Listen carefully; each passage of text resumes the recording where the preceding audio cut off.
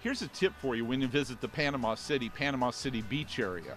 Find out how to get to the bridge, because you'll hear everybody talking about it. You gotta go over the bridge. And over the bridge, across the bridge. Over the bridge. This is the bridge, the Hathaway Bridge.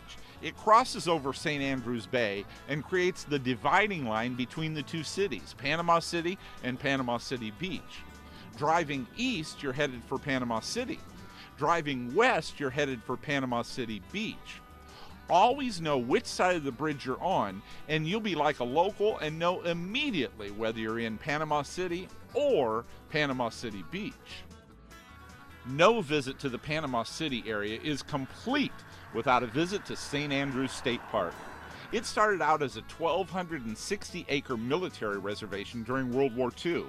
Its main purpose was to protect St. Andrews Bay and those newly launched Liberty ships from German submarines that trolled the area. Today, its beaches have been named number 2 in America by TripAdvisor.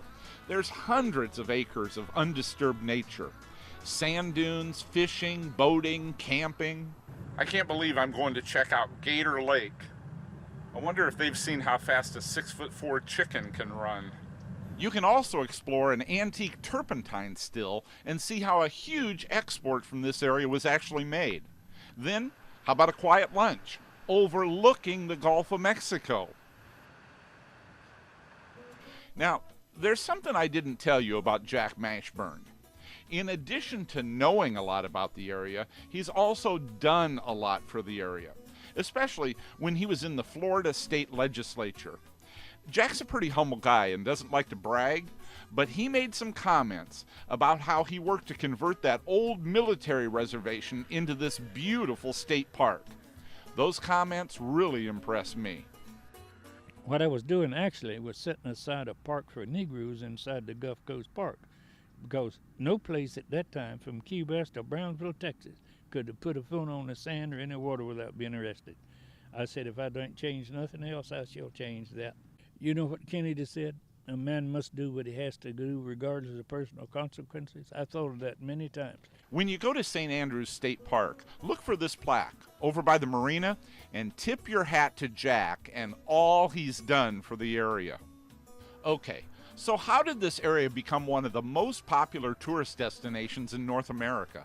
How did it come to see an average of 6 million visitors per year?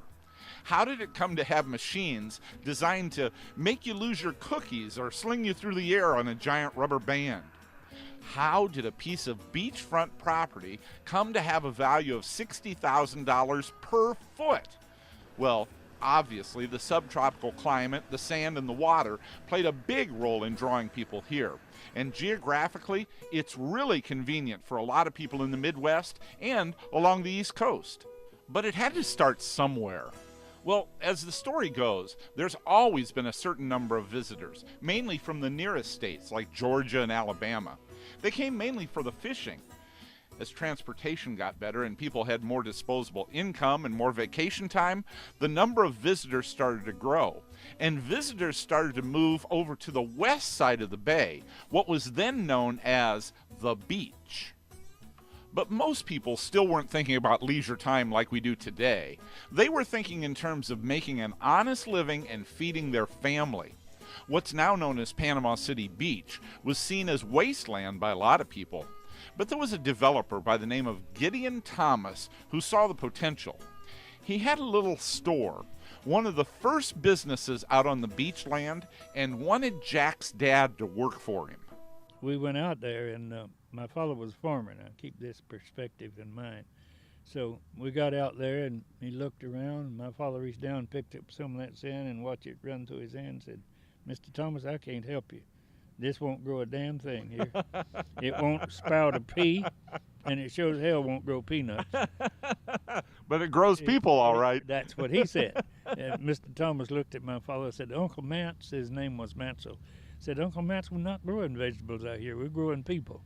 And Mr. Thomas looked back toward the jetties, said, "I see building after building." My father looked and said, "I see nothing except sand dunes, scrub oak, scrub palmetto." He said, "Oh, yeah, that's what's there now, but it will come." That man had foresight. When most people were referring to the beach area as just ugly white sand, Gideon Thomas was seeing the future. I guess it's no surprise that one of the main streets in Panama City Beach today is Thomas Drive. By the way, that's where you'll find the Red Rose Pub and some of the best pizza I've ever tasted. Okay, anyway, everybody agrees that the whole beach community got started here at the intersection of Thomas Drive, Front Beach, and Hutchinson. A lot of people called it 4 Points, and there wasn't much here at all. This is how John Starling, the second generation of Campers Inn, remembers it. We were built, there was nothing else here. No Spinnaker, no La Villa, none of the condos. The sand dunes, when I was little, were amazing. They were several stories tall.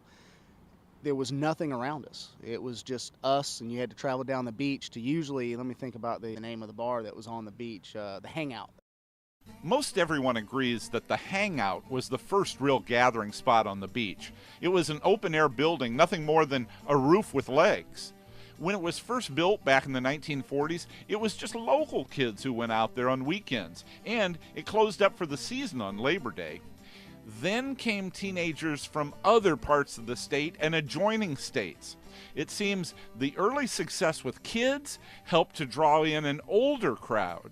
Part of the magic for us is that when you come down here and you're young and you experience spring break and you create memories, you always want to come back and relive that. You always want to come back.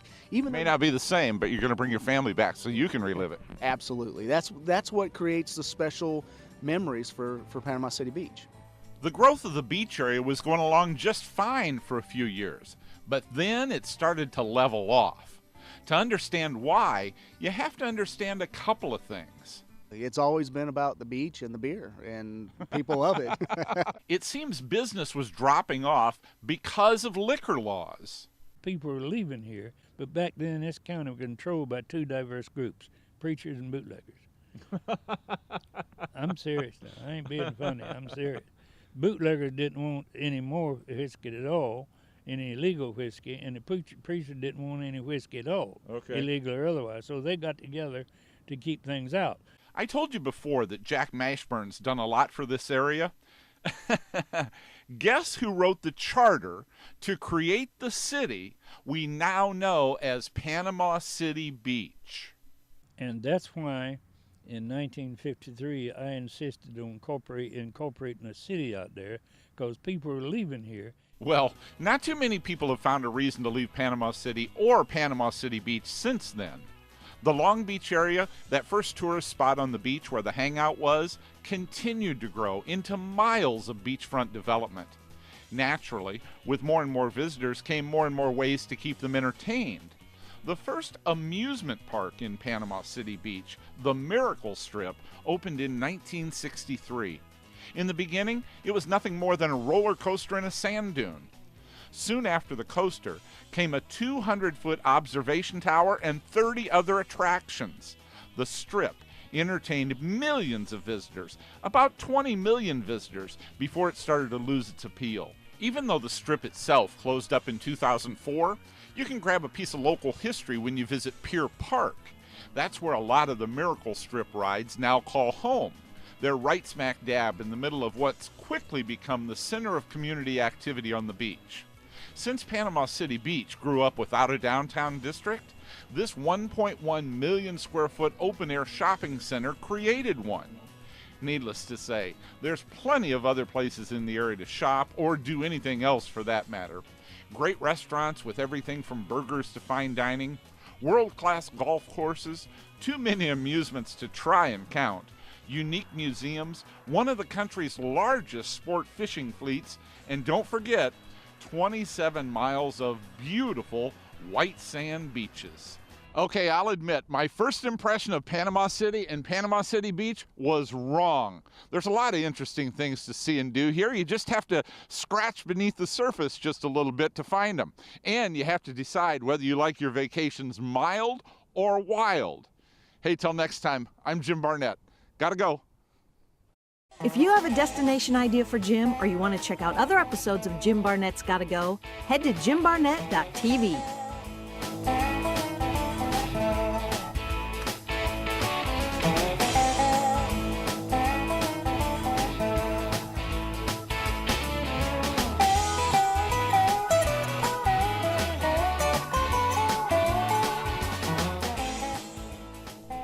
I love to travel, but there's no place like home. Hello, Peoria.